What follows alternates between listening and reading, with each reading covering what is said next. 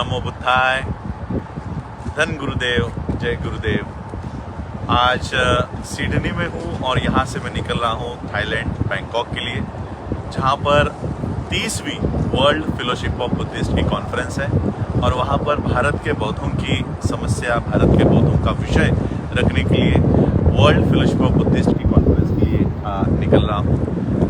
6 तारीख को मैं दिल्ली से बैठा और 7 तारीख के सुबह मैं ऑस्ट्रेलिया पहुंचा। 7 तारीख से लेकर आज 17 तारीख तक ये 10 दिन कैसे बीते पता नहीं चला। और जैसे आज यहाँ बहुत सारी मीटिंग्स यहाँ पर हुई, प्रोग्राम्स तो हुए ही हुए, प्रोग्राम्स के बाद बहुत सारी मीटिंग्स हुए। सुबह 9 बजे 8 बजे अगर हम घर छोड़ते थे तो रात को 2-2 बजे तक मीटिंग्स चली है।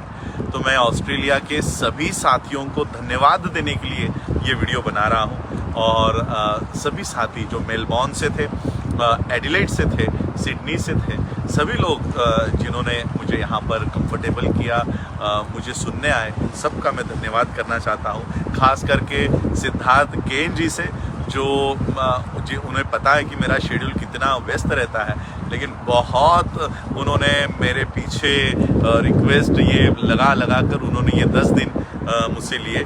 तो मैं उनका बहुत शुक्रिया अदा करना चाहता हूँ कि उनके वजह से मुझे बहुत अच्छे लोगों से जुड़कर काम करने का मौका मिला। उसके बाद यहाँ आने के बाद मैं सिद्धार्थ मैत्रेय जी से मिला। हम लोग महाराष्ट्र के लोग जो है वो टीबीएम से बहुत नफरत करते हैं।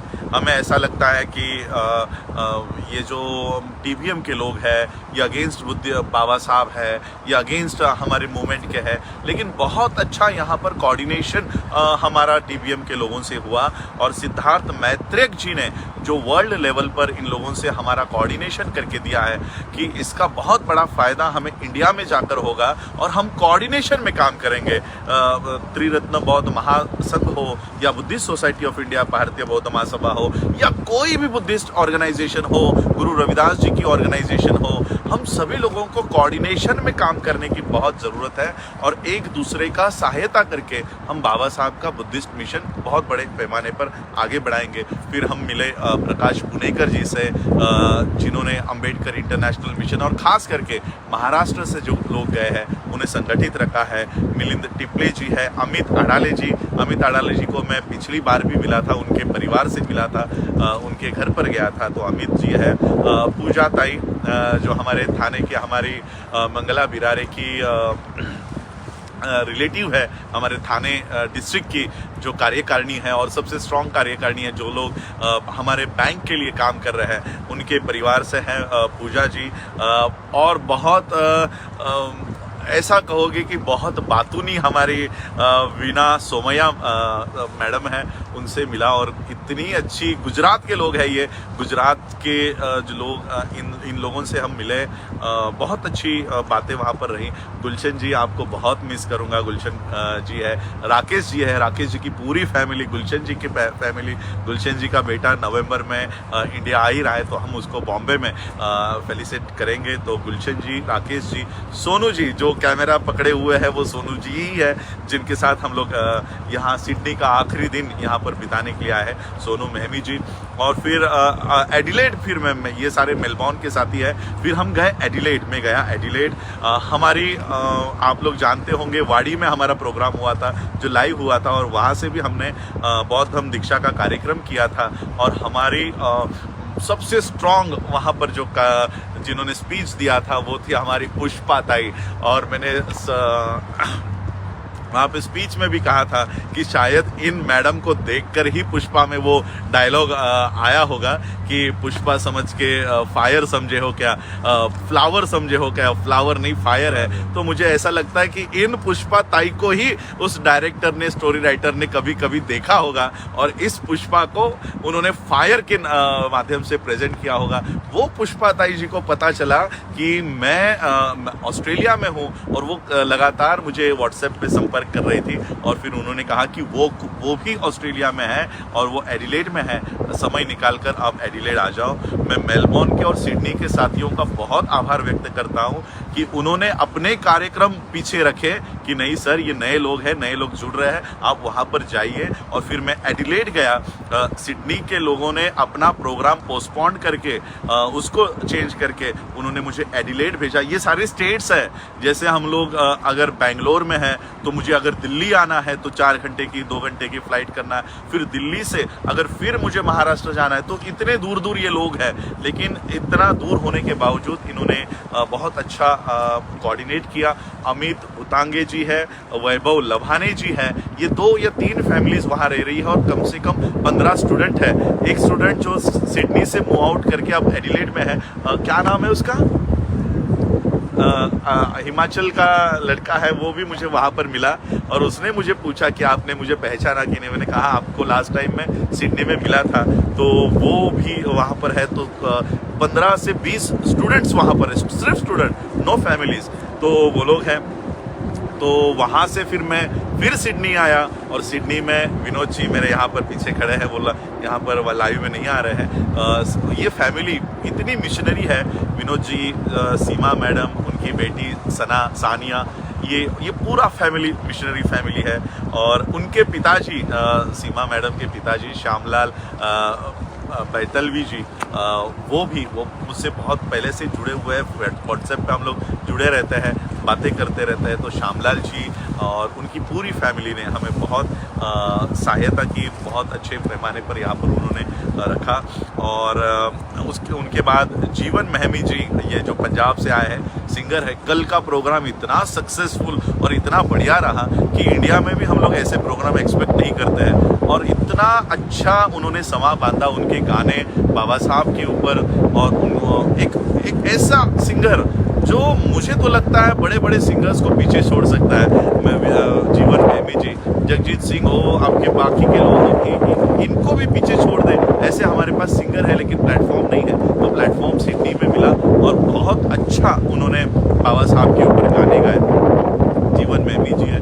फिर सिडनी से अंबेडकर इंटरनेशनल मिशन के सभी लोग कार्यकर्ता, प्रवीण है, राजेंद्र देवपारे है, अमरजीत लगा है, रत्तू रंधावा जी थे, बलजिंदर रतन जी अभी भी मेरे साथ है। सारा कोऑर्डिनेशन सिडनी का उन्होंने ही किया। और सुमित कामले जी, बहुत नाम लेना बहुत यानी छूट जाएंगे, इतने नाम हैं।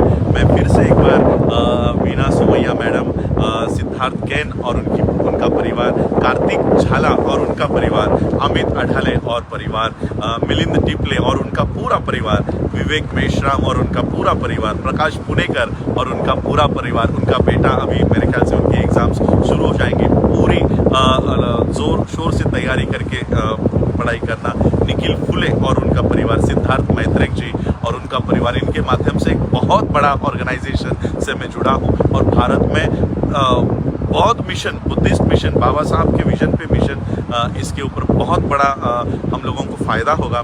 राज देशपांडे जी, पूजा धेंडे जी, अमरजीत लगा जी, राकेश मैमी और उनका पूरा परिवार, और उनका भाई क्रिकेट में बहुत नाम कमा रहा है, उसको भी बहुत बहुत मंगल कामना है। ये सारे लोग, इन्होंने मेरा स्टे बहुत कंफर्टेबल कराया। और स्टे ही नहीं, यहाँ पे जितनी भी मीटिंग्स हुई है, ये आने वाले समय में अम्बेडकरी मूवमेंट के लिए सिर्फ देश में ही नहीं, विदेशों में, इंटरनेशनल प्लेटफॉर्म पे बहुत इम्पॉर्टेंट साबित होंगी। और जो यहाँ से हम लोग कुछ सिलेबस, कुछ बुक्स मैं वो बैग भर के लेकर जा रहा हूँ, हमें इंडिया में बुद्धिस्ट मूवमेंट के लिए बहुत सहायता मिलेगी। और बाबा साहब की मूवमेंट नेशनल, इंटरनेशनल लेवल पर कैसे ले जाए, वो भी सारा यहाँ से सीख कर जा रहा हूँ। इमिग्रेशन के माध्यम से हमारे स्टूडेंट कैसे यहाँ पर आए, वो भी सारा लेकर जा रहा हूँ।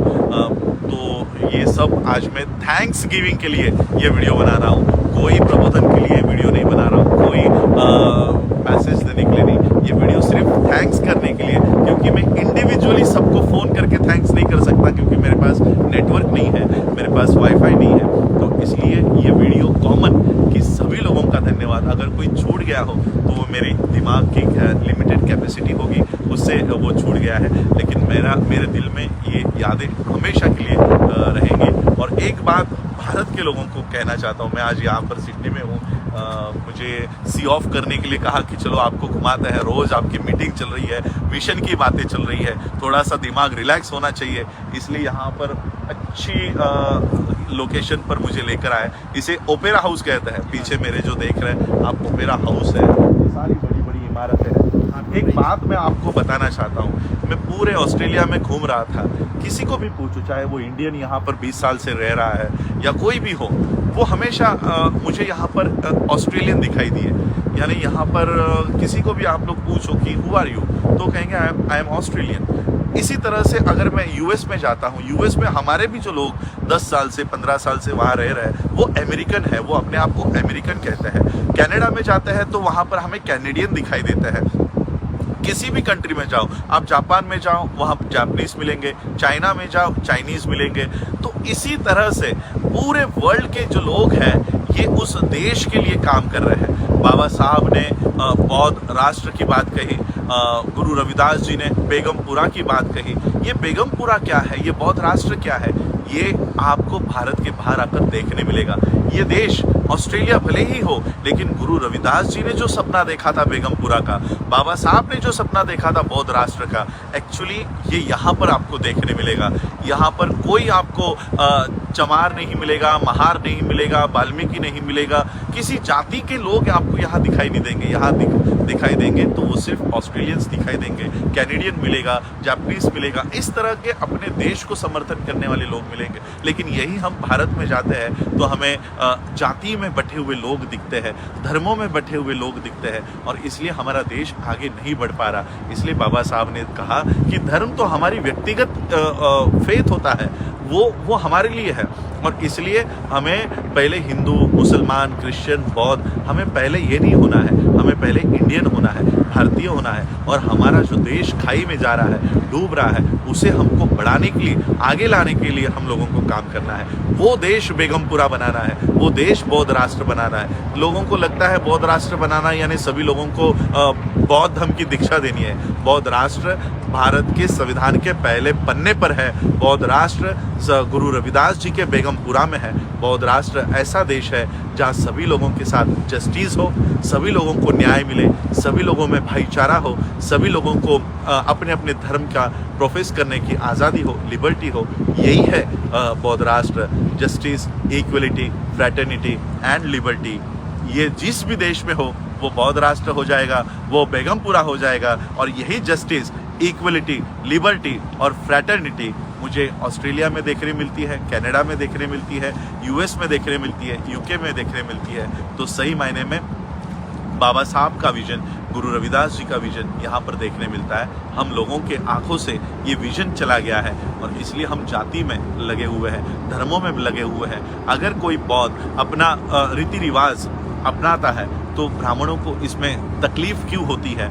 इसलिए एक दूसरे के कल्चर को हमें रिस्पेक्ट करनी चाहिए। हमारे कितने सारे, मेरे पेज पे भी कितने सारे लोग जय श्री राम का मैसेज छोड़ के जाते हैं। हमने कभी आपके जय श्री राम का विरोध नहीं किया, तो आपको हमारे 22 प्रतिज्ञा से विरोध क्यों होना चाहिए? ये तो सिर्फ बौद्धों की कंडीशन है। हमने नहीं कहा कि हिंदुओं को अपना धर्म छोड़ना चाहिए। हिंदू, जिसको हिंदू धर्म में रहना है वो हिंदू धर्म फॉलो कर सकता है, लेकिन बौद्ध बनते समय ये सब आपको बाहर रखकर आना चाहिए। और ये 22 प्रतिज्ञा इसलिए बाबा साहब ने दी, हमने व्यक्तिगत नहीं दी, हमने घर पे नहीं बनाई।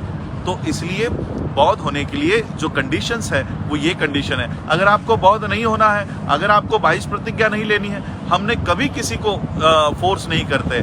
इवन त्रिशरण लेने के लिए भी पहले याचना करनी पड़ती है, रिक्वेस्ट करनी पड़ती है। तो ये बौद्धों का कल्चर है। अगर ये हमारा कल्चर है तो किसी ब्राह्मण को क्यों उसमें दिक्कत होनी चाहिए?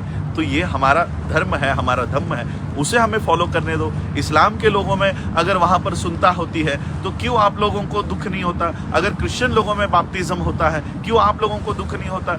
क्यों आप लोगों को बौद्ध धर्म की दीक्षा लेने पर ही आपत्ति हो रही है? तो इसलिए हमारा जो धर्म है उस धर्म को हमें फॉलो करने दो, और एक अच्छा कल्चर, सभी लोग हिंदू हो, मुसलमान हो, इकट्ठा होकर हम भारत को बचाएं। और जो लोग भारत को धर्म के आधार पर देश बनाना चाहते हैं उन ताकतों को रोके। हम, ये हमारे सबका कर्तव्य है, हिंदुओं का भी कर्तव्य है, मुसलमानों का है, बौद्धों का है, सबका कर्तव्य है। आप लोगों ने मुझे सुना, एक्चुअली फिर वो मिशन जो है वो दिमाग में भरा पड़ा है, इसलिए थैंक्स गिविंग में भी मिशन निकल आता है। तो आज सिर्फ थैंक्स गिविंग के लिए आया था।